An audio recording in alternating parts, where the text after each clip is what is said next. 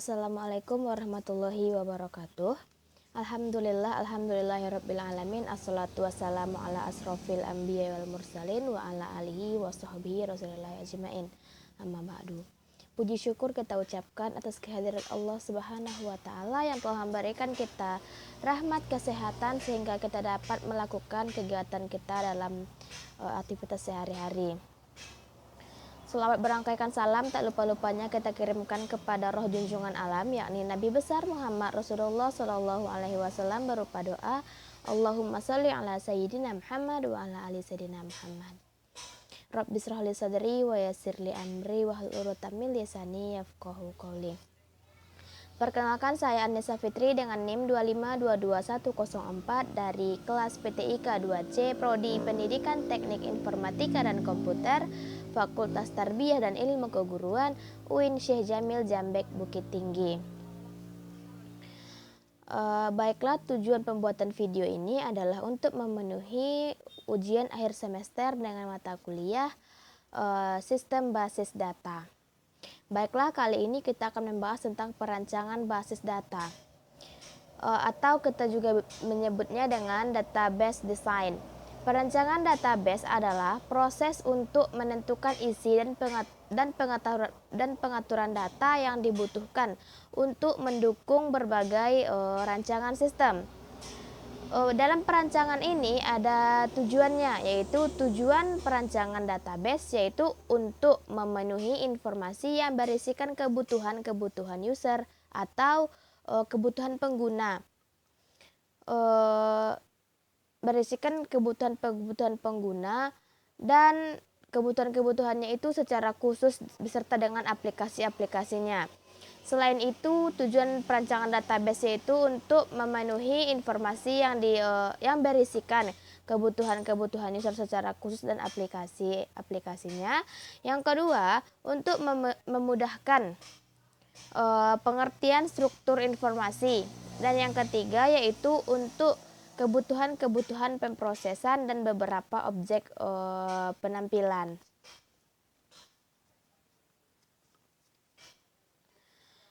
Proses desain atau proses perancangan ada beberapa cara. Yang pertama, kita harus menentukan tujuan database kita itu untuk apa. Yang kedua, kita itu harus menemukan dan menata informasi yang kita perlukan. Jadi kita harus menemukan dan menata informasi yang seharusnya kita perlukan. Yang ketiga yaitu membagi informasi ke dalam sebuah tabel. Yang keempat yaitu mengubah item informasi menjadi sebuah kolom. Yang kelima yaitu menentukan kunci utama. Dan yang keenam menyiapkan hubungan tabel. Yang ketujuh memperbaiki desain kita.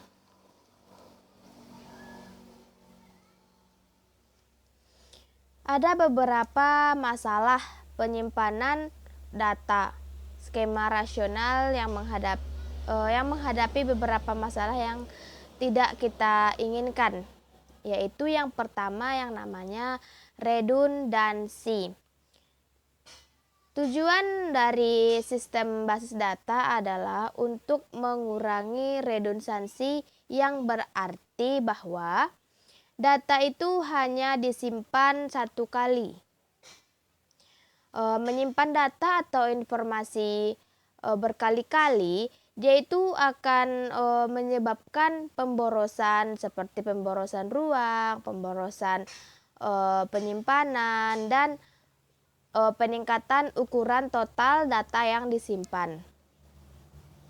Yang kedua adalah anomali. Apa sih anomali itu?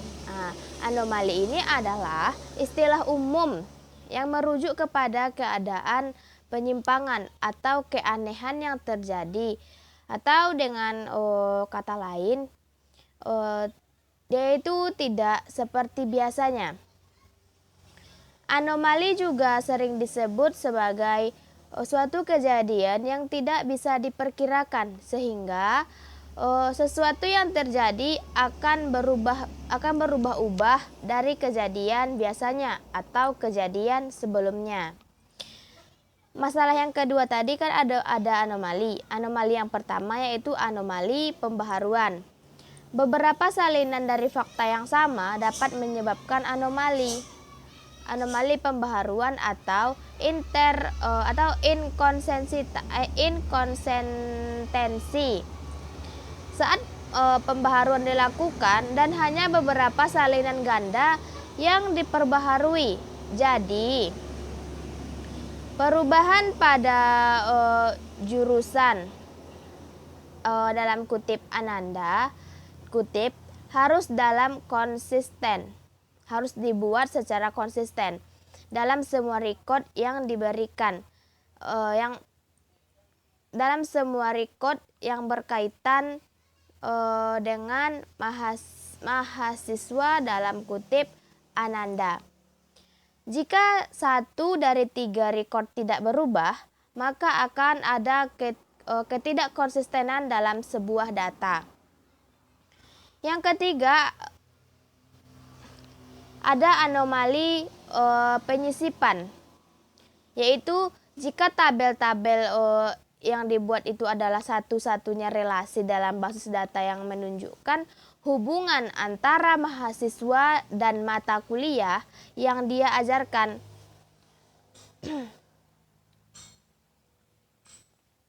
Fakta bahwa seorang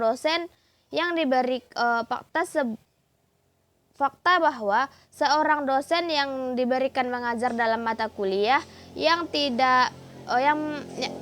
mata kuliah yang berkaitan tidak dapat dimasukkan dalam basis data, kecuali jika seorang mahasiswa terdaftar dalam sebuah mata kuliah itu.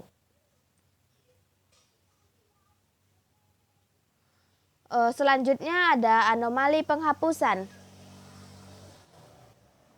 Anomali penghapusan itu jika satu-satunya mahasiswa yang terdaftar dalam kursus yang diberikan menghentikan mata kuliah atau informasi dosen akan menghilang. Jika ini adalah satu-satunya relasi di dalam sebuah basis data yang menunjukkan antara mahasiswa dengan dosen yang mengajar.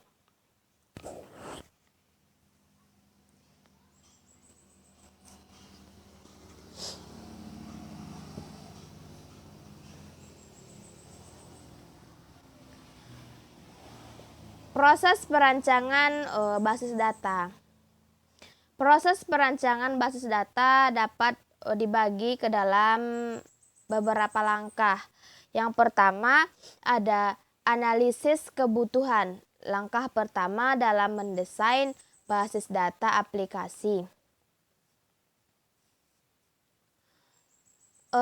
Ini adalah memahami data apa yang akan disimpan di dalam sebuah sistem basis data. Aplikasi yang harus dibangun di atasnya. Dan operasi apa yang paling sering dan tunduk pada persyaratan kinerja. Dengan kata lain, harus dicari tahu apa yang diinginkan pengguna dari basis data tersebut.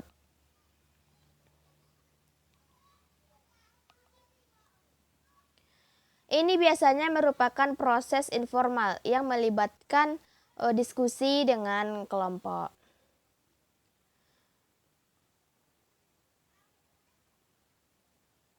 Melibatkan diskusi dengan kelompok seperti kelompok pengguna, studi tentang lingkungan operasi saat ini, dan bagaimana perubahan yang diharapkan, serta analisis dokumentasi yang tersedia tentang aplikasi yang ada yang diharapkan akan diganti atau dilengkapi dengan basis data dan sebagainya.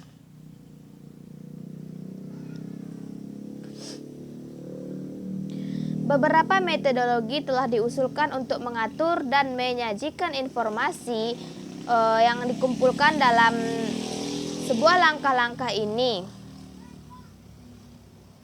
Dan beberapa otomatis telah dikembangkan.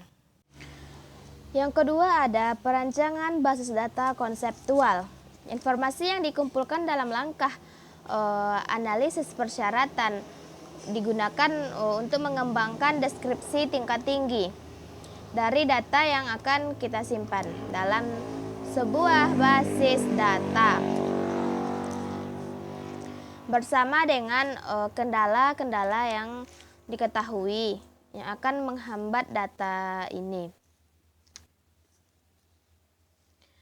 Langkah ini sering dilakukan dengan menggunakan model ER. Apa sih yang model ER itu? Di sini kita akan membahas tentang model ER ini adalah salah satu dari beberapa model data tingkat tinggi atau semantik yang digunakan dalam mendesain basis data. Tujuannya adalah untuk membuat deskripsi sederhana dari data yang sangat cocok dengan cara pengguna atau user dan pengembangan memikirkan data dan orang-orang dan proses yang akan diwakili dalam sebuah data. Ini memfasilitasi diskusi di antara semua orang yang terlibat di dalam proses desain. Bahkan mereka yang tidak memiliki latar belakang teknis pada saat yang sama, desain awal harus mencakup tepat untuk memungkinkan terjemahan langsung ke dalam model data yang didukung oleh sebuah database komersial sistem.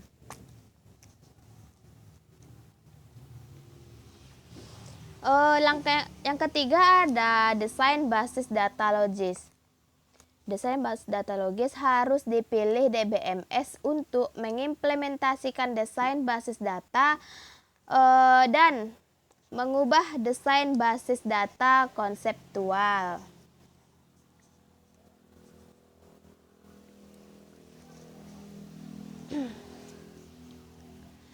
Dia mengubah desain basis data menjadi basis data konseptual menjadi skema basis data dalam model data DBMS yang dipilih.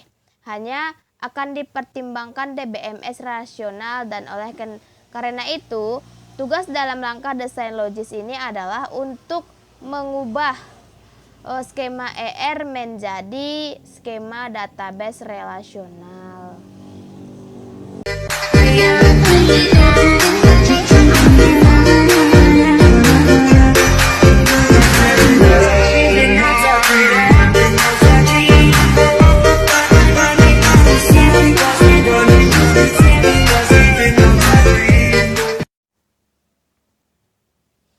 Materi selanjutnya ada normalisasi. Normalisasi adalah proses di mana dapat mengkomposisi atau membagi relasi menjadi lebih dari satu relasi untuk menghilangkan anomali dalam database relasional.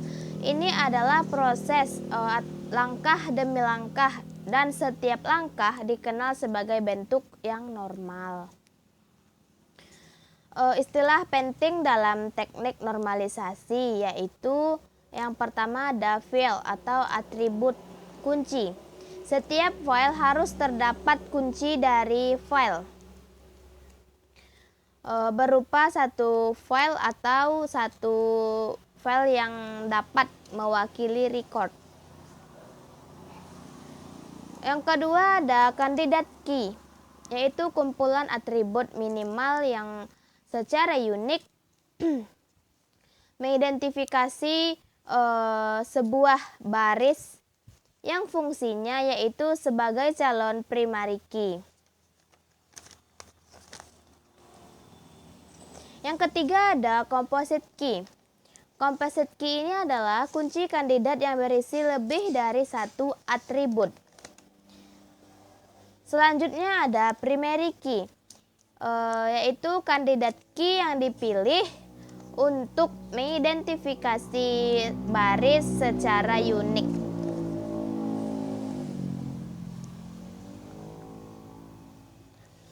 Yang selanjutnya ada alternate key, yaitu kandidat key yang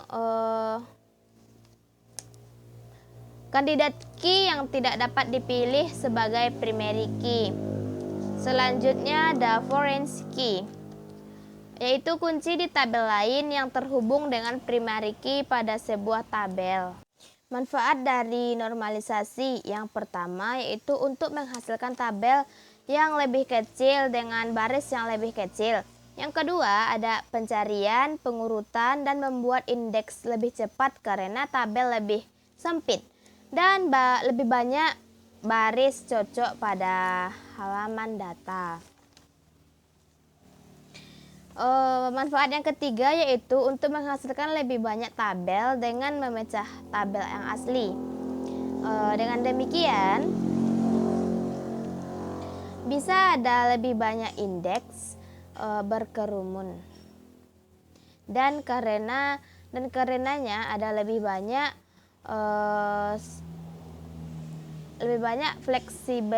fleksibilitas dalam menyetel query. Yang keempat ada pencarian indeks umumnya lebih cepat karena indeks itu cenderung lebih sempit dan lebih pendek. Yang kelima, semakin banyak tabel memungkinkan penggunaan segmen yang lebih baik.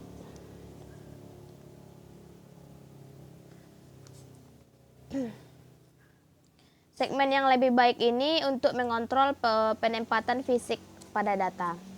Yang keenam, ada lebih sedikit indeks per tabel dan karenanya perintah untuk memodifikasi data itu berlangsung lebih cepat. Yang ketujuh, ada sejumlah kecil nilai 0 dan redundansi. Hal ini membuat basis data itu lebih kompak.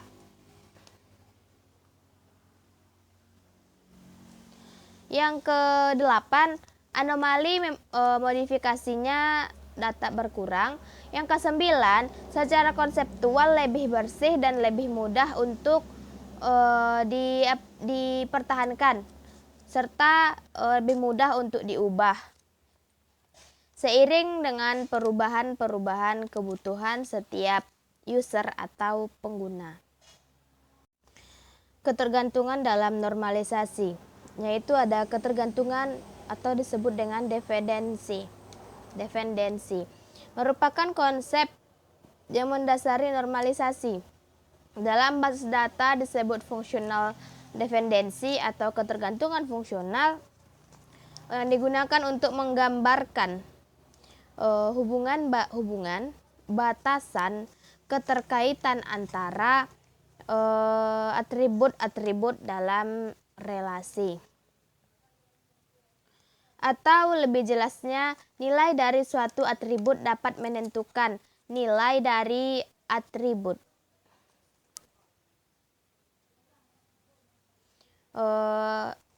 Nilai suatu atribut dapat menentukan nilai dari atribut yang lain. Dependensi akan mencari acuan untuk pendekomposisian data ke dalam bentuk yang paling efisien. Sebagai contoh yaitu untuk NIM dan nama mahasiswa. NIM secara fungsional menentukan nama MHS atau mahasiswa karena untuk setiap NIM yang sama maka nilai nama mahasiswanya sama. Dependensi dapat dibagi ke dalam 3 jenis. Yang pertama ada full dependensi atau ketergantungan penuh. Dependensi kan tadi artinya ketergantungan, sedangkan full itu artinya penuh. Jadi full dependensi itu adalah ketergantungan penuh. yaitu menunjukkan nilai terdapat atribut A dan B dalam suatu relasi, di mana B memiliki ketergantungan fungsional secara penuh terhadap A. Tetapi B ini tidak memiliki ketergantungan terhadap subset A. Jenis yang kedua ada partial dependency atau ketergantungan sebagian. Tadi kan yang pertama ada ketergantungan penuh. Yang ini sekarang kita membahas tentang ketergantungan sebagian. Ketergantungan parsial atau sebagian ini memiliki dua atribut dari A untuk menentukan B. Namun untuk menentukan B itu tidak harus dua atribut. Artinya jika salah satu atribut yang menentukan B dapat dihilangkan, namun tidak akan merubah arti. Dia tidak akan merubah arti relasi dan masih tetap berrelasi ketergantungan. Jenis yang ketiga ada transitive dependency atau ketergantungan transitif.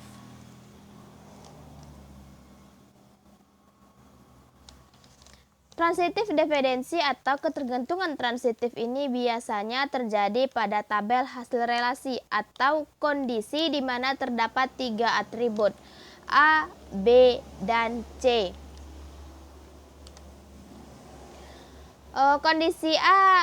Kondisinya adalah A tergantung terhadap B, B tergantung terhadap C. Maka C dikatakan sebagai transitive dependency terhadap A melalui B. Tahap-tahap dalam normalisasi. Yang pertama ada tahap tidak normal atau sering juga disebut dengan unnormalized. Pada tahap ini diambil seluruh data yang ada dan diperlukan dalam database itu sendiri. Misalnya pada contoh tabel nilai. Tabel nilai mahasiswa, datanya terdiri dari NIM, nama mahasiswa, alamat mahasiswa, ada ID dosen, ada nama dosen, ada status dosen, nilai basis data, ada nilai pemrograman, ada juga nilai pengantar ilmu komputer, nilai interaksi manusia dengan komputer. Tahap yang kedua ada normal 1 atau 1NF. Pada tahap ini bagi seluruh data yang diperlukan menjadi beberapa bagian. Berdasarkan jenis data tersebut, sebuah tabel bisa dikategorikan sebagai tabel 1NF jika setiap baris recordnya hanya memiliki satu value.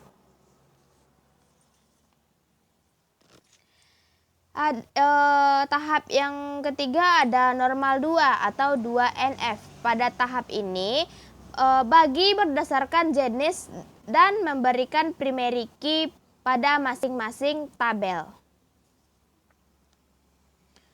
Sebuah tabel bisa dikategorikan sebagai tabel 2NF jika tabel sudah dalam keadaan 1NF dan setiap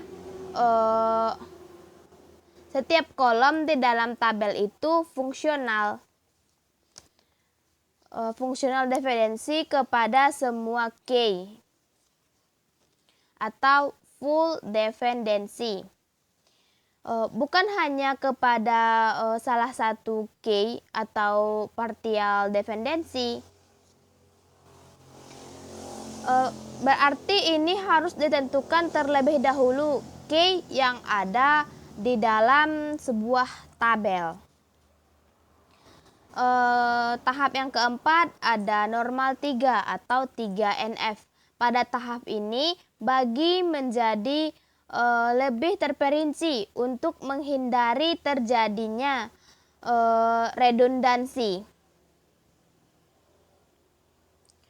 Sebuah tabel bisa dikategorikan sebagai tabel 3NF jika tabel itu sudah dalam keadaan 2NF dan setiap kolomnya yang bukan key harus fungsional dependensi dengan primary key-nya. Bisa dilihat di dalam tabel nilai dan tabel mata kuliah sudah memenuhi persyaratan 3NF. Tetapi di dalam tabel mahasiswa terdapat kolom yang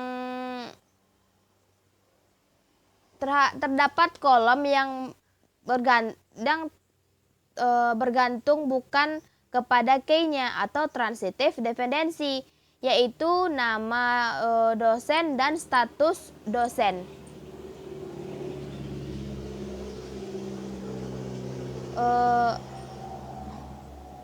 Ini menunjukkan bahwa tabel mahasiswa belum memenuhi persyaratan menjadi 3NF.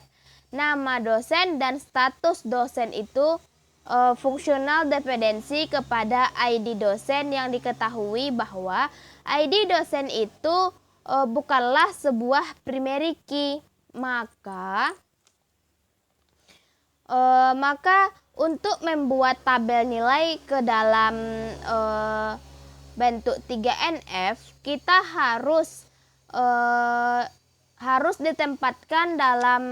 ditempatkan kolom yang fungsional dependensi, bukan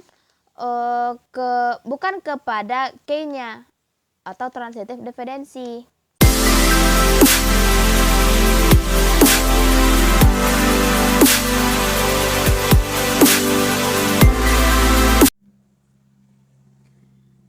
Materi selanjutnya yang akan kita bahas yaitu tentang Structured Query Language atau SQL.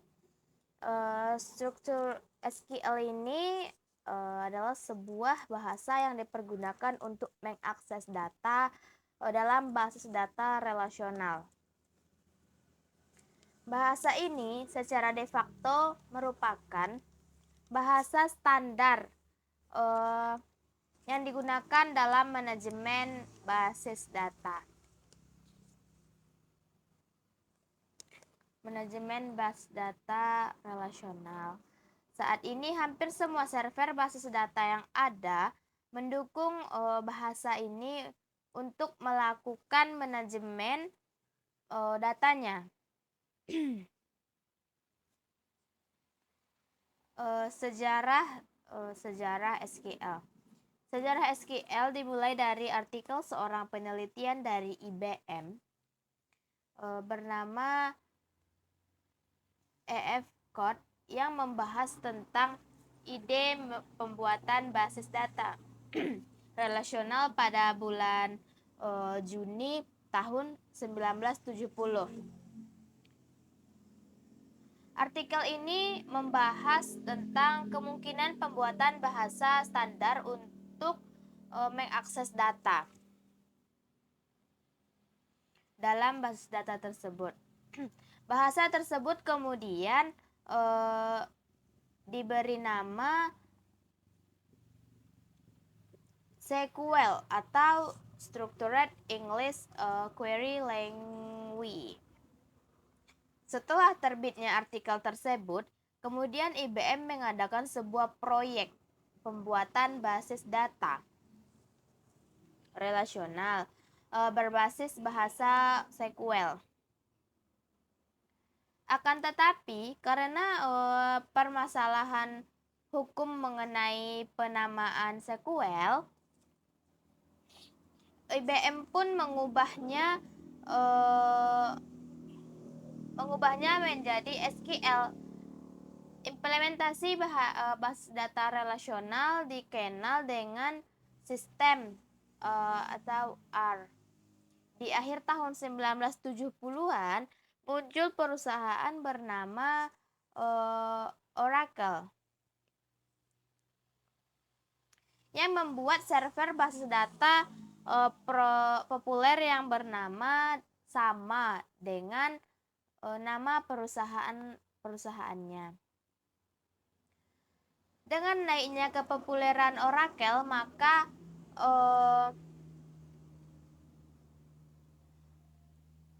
SQL juga ikut populer sehingga saat ini menjadi standar de facto bahasa dalam manajemen basis data.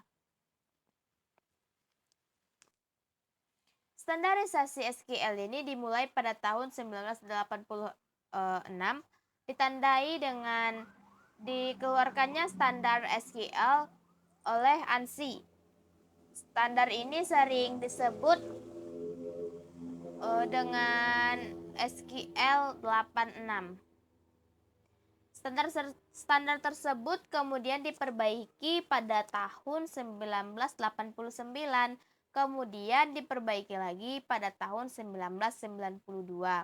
Versi terakhir dikenal dengan SQL 92. Pada tahun 1999 dikeluarkan lagi standar baru, yaitu SQL 99 atau disebut juga dengan SQL 99, akan tetapi kebanyakan implementasi mereferensi pada SQL 92.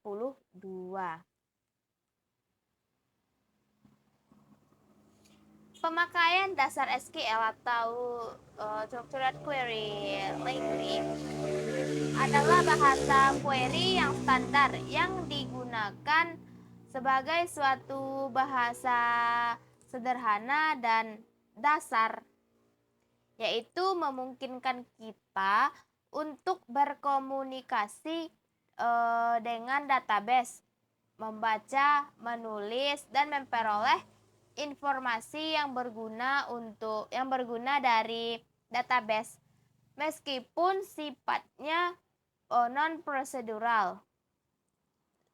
Dia ini lebih mudah bekerja dengan SQL daripada dengan kebanyakan bahasa pemrograman seperti PHP, PERL, Java, dan lain-lain. Namun, kadangkala menyulitkan untuk beberapa kasus yang rumit bagi mereka yang baru saja mengenal SQL atau bisa juga dikatakan dengan pemula. Perintah atau statement SQL yang paling sederhana yang memungkinkan seseorang user atau pengguna dapat menampilkan atau memperoleh data dari suatu tabel adalah perintah atau statement select. Sesuai dengan namanya, dengan perintah select, seseorang atau user dapat memilih data yang spesifik dari tabel untuk menampilkannya. Secara umum, SQL terdiri dari dua bahasa, yaitu Data Definition Language atau DDL dan Data Manipulation Language atau DML. Implementasi DDL dan DML berbeda untuk tiap sistem manajemen.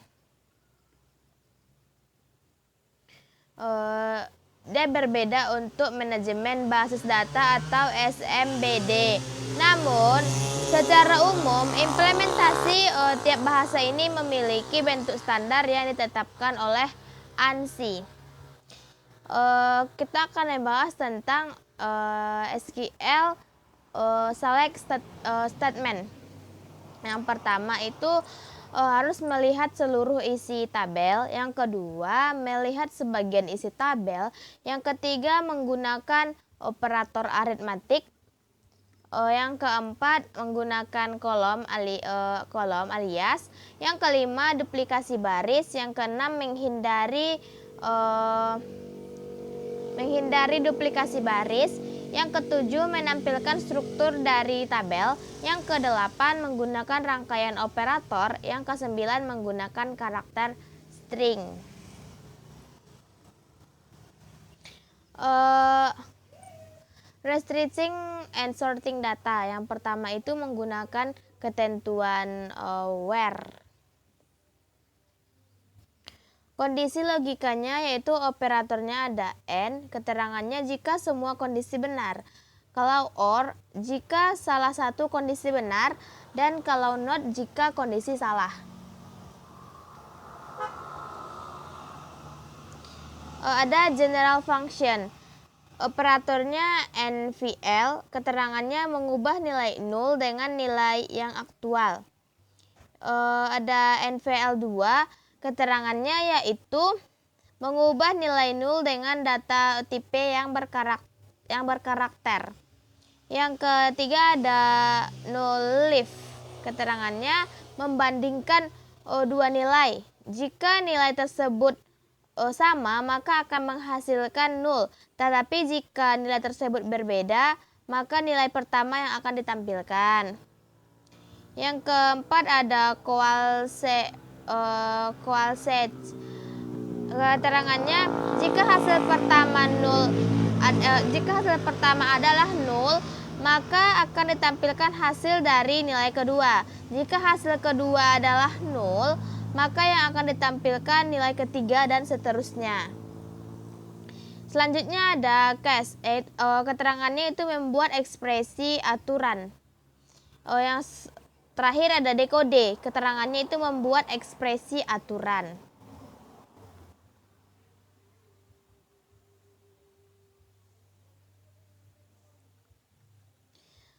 Materi selanjutnya ada multi-tuple table. Salah satu fitur SQL yang paling berguna adalah kemampuan untuk menggabungkan tabel on the fly dengan query-query yang mendapatkan kembali data. Tetapi sebelum mempelajari ini, kita harus terlebih dahulu memahami tabel relasional dan rancangan database relasional. Karena jika tidak akan menyebabkan terjadinya Cartesian product. Cartesian product ini adalah hasil yang dikembalikan oleh sebuah tabel relasional tanpa kondisi join. Jumlah baris yang didapatkan kembali akan menjadi jumlah baris dalam tabel pertama dilakukan dengan jumlah baris pada tabel yang kedua. Selanjutnya adalah group function. Pada kasus seleksi data, seringkali diminta untuk menampilkan atau memilih sekumpulan data berdasarkan kelompok data tertentu. Untuk menyelesaikan masalah tersebut, SQL menyediakan perintah atau sintak group by. Pada pengelompokan data biasanya disertakan bersama aggregate function. Dalam hal ini implementasinya, kumpulan function harus diikuti group by bila terdapat field lain yang dijadikan sebagai kriteria pengelompokan. Tipe dari group function ini ada AOVG. Keterangannya digunakan untuk mencari nilai rata-rata sekumpulan data. Yang kedua adalah count, digunakan untuk mencari cacah atau banyaknya data. Yang ketiga ada max, digunakan untuk mencari nilai maksimum dari sekumpulan data. Yang terakhir ada min, digunakan untuk mencari minimum dari sekumpulan data. Tipe dari selanjutnya ada std-diff. Keterangannya digunakan untuk menghitung standar deviasi dari sekumpulan data. Ada sum, digunakan untuk mencari nilai total dari sekumpulan data. Yang terakhir ada variance, digunakan untuk menghitung nilai variance dari sekumpulan data. Mungkin hanya itu yang dapat saya sampaikan untuk video kali ini. Kalau ada kata-kata yang salah, saya mohon maaf. Semoga materi-materi yang disampaikan bermanfaat untuk kita semua.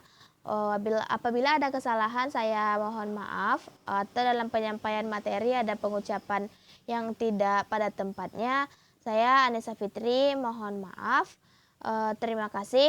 Wabillahi taufiq wal hidayah. Wassalamualaikum warahmatullahi wabarakatuh.